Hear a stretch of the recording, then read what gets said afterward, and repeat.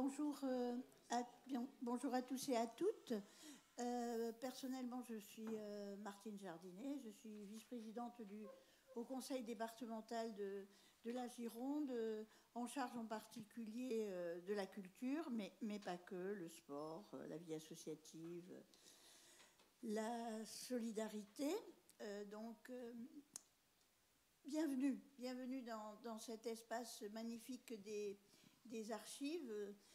C'est un lieu un peu magique et que je trouve assez extraordinaire, qui est mené de main de maître par Agnès Vatican et qui, je crois, fait vivre les archives. Je lui disais en aparté, on a souvent une image un peu poussiéreuse, un peu ancienne, c'est le moins qu'on puisse dire, des archives, et elle sait lui donner, faire ce lien entre le passé et le présent, à la fois par le travail qui est mené d'archivage, avec la numérisation qui est quand même... C'est combien de kilomètres, Agnès ? Alors, on a 90 kilomètres.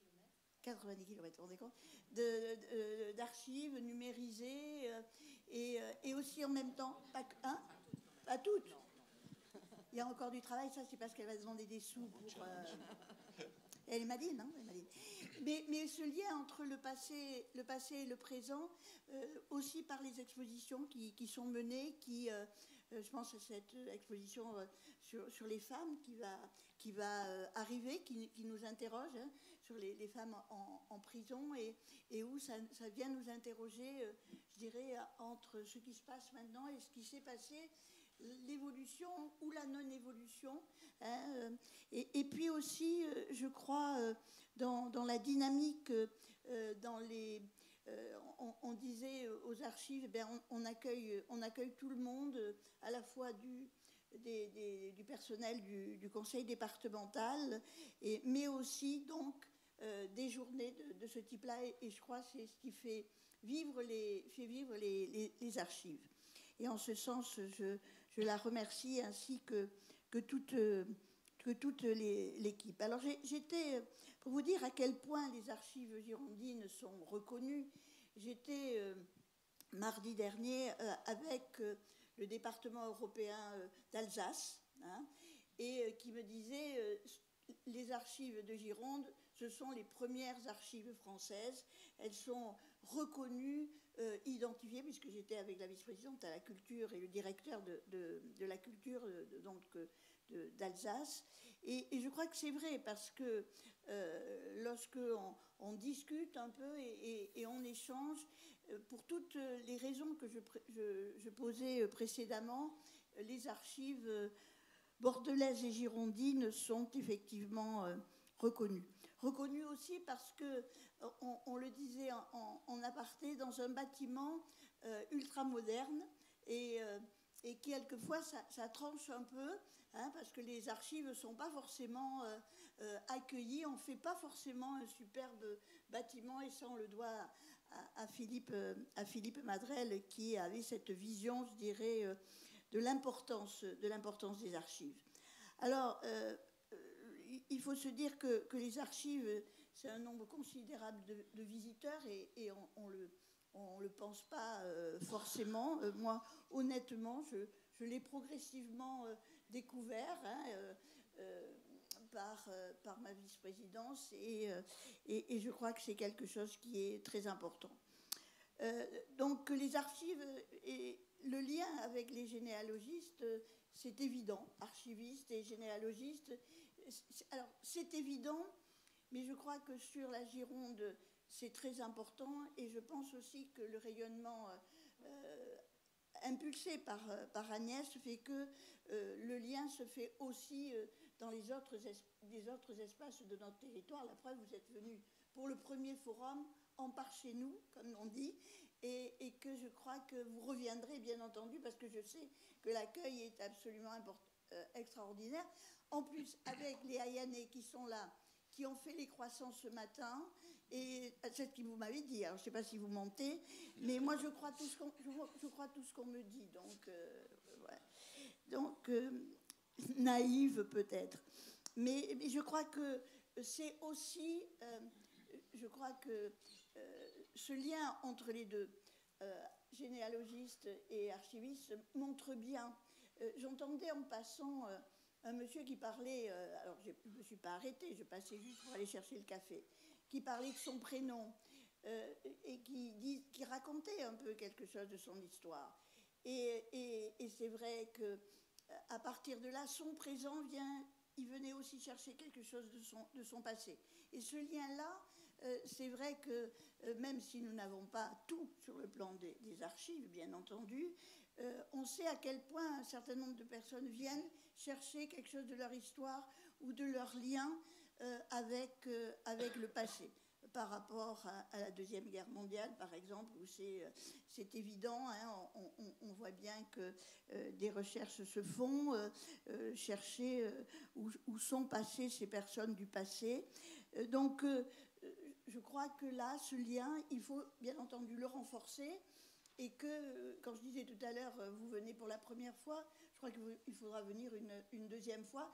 Et ça, c'est très important ce que je suis en train de dire, Agnès, parce que Françoise Dolto disait que c'est une chose de venir dans un lieu une première fois, c'est autre chose d'y revenir à deuxième. Ça veut dire qu'on a été accueillis. Alors jusqu'à maintenant, vu le sourire des personnes, je crois qu'on a gagné la chose. C'est vrai que les archives, c'est aussi, si vous voulez, un lieu, c'est un lieu de vie. Parce que je suis toujours très étonnée par le nombre de manifestations qui sont organisées et surtout le nombre de personnes qui y participent, qui du samedi, qui du dimanche, et où on voit bien que ce lieu qui porte les marques du passé eh bien, est un lieu du présent et un lieu de vie du présent.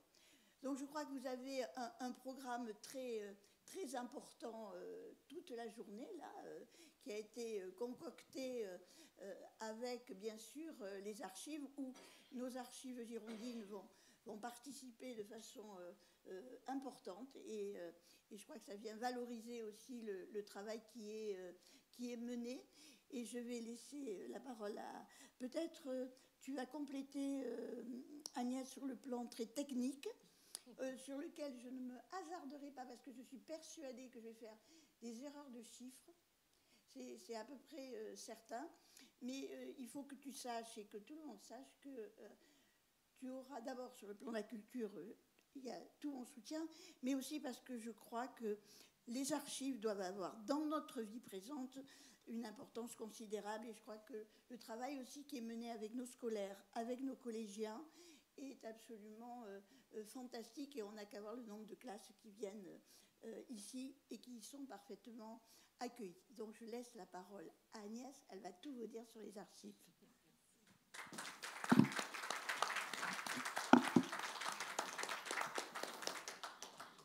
Merci beaucoup, Martine, pour vos propos que je voudrais vraiment partager avec toute l'équipe des archives départementales. Vous l'avez dit, elle est particulièrement mobilisée aujourd'hui, puisqu'on va avoir une première présentation avec Laurie Barraud et Cyril Olivier qui sont devant moi. Cet après-midi, donc, il y aura la table ronde sur les relations entre les archivistes et les généalogistes avec la participation de Véronique Pisani, responsable de la sous-direction des publics.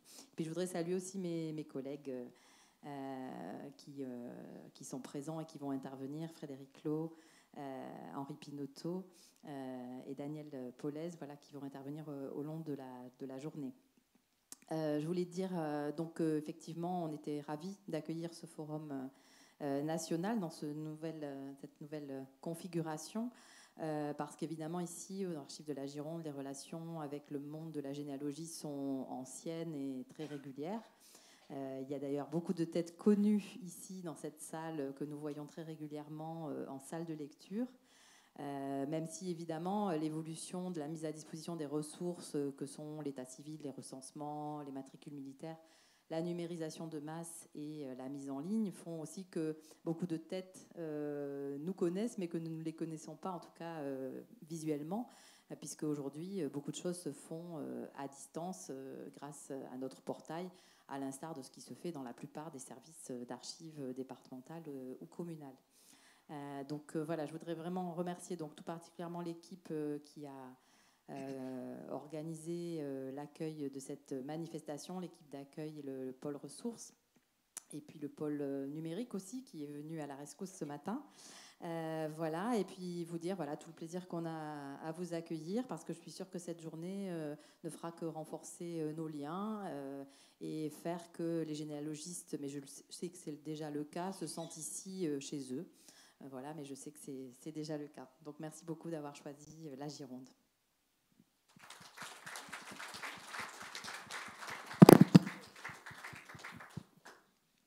Bien, Madame la vice-présidente, Madame la directrice, Mesdames, Messieurs, bonjour à tous. Je suis Christophe Drugy, le nouveau président de la Fédération française de généalogie, élu au mois de juin. Alors, je suis un élu, comme vous, Madame, mais un élu associatif du Nord-Pas-de-Calais, mais j'ai 25% de mon ascendance en Gironde, du côté de Pauillac, du côté de Blaye, du côté de Saint-Julien-Bechevel.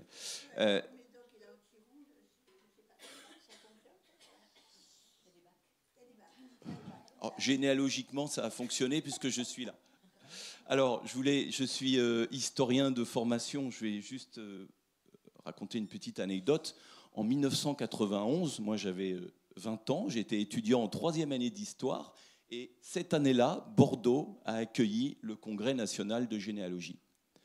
Aujourd'hui, on a changé de formule, vous y avez fait référence, Madame la directrice.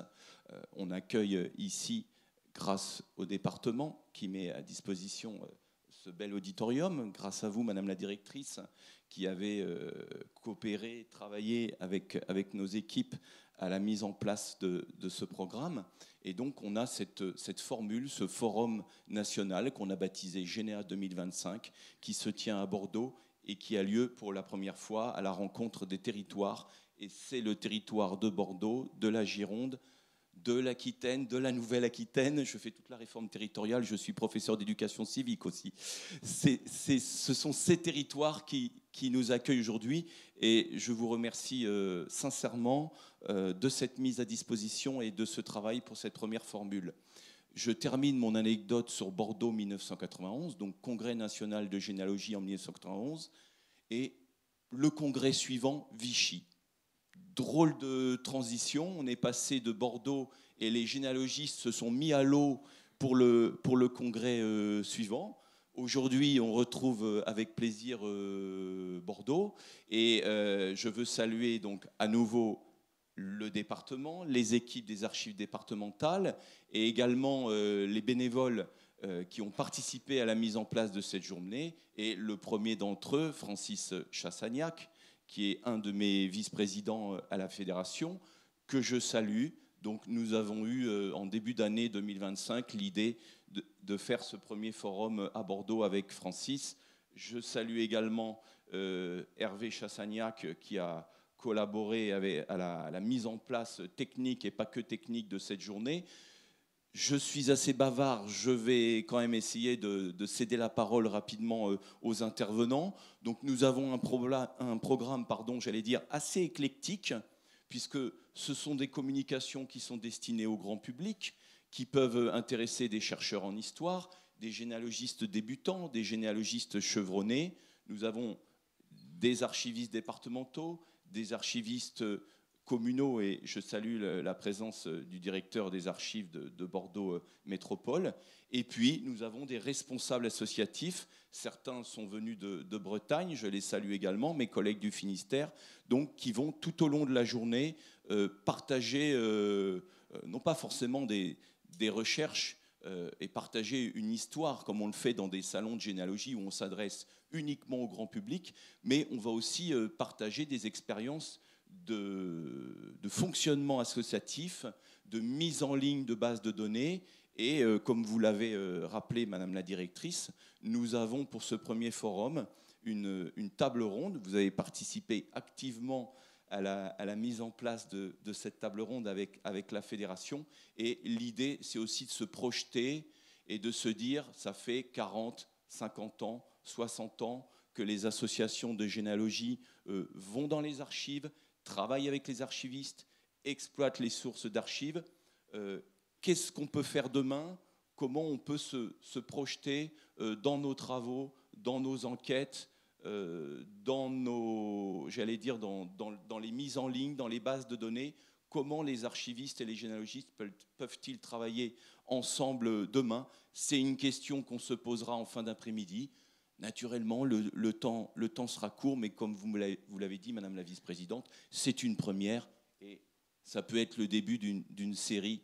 En tout cas, je le souhaite. Je vous remercie à nouveau et je souhaite à tous une excellente journée.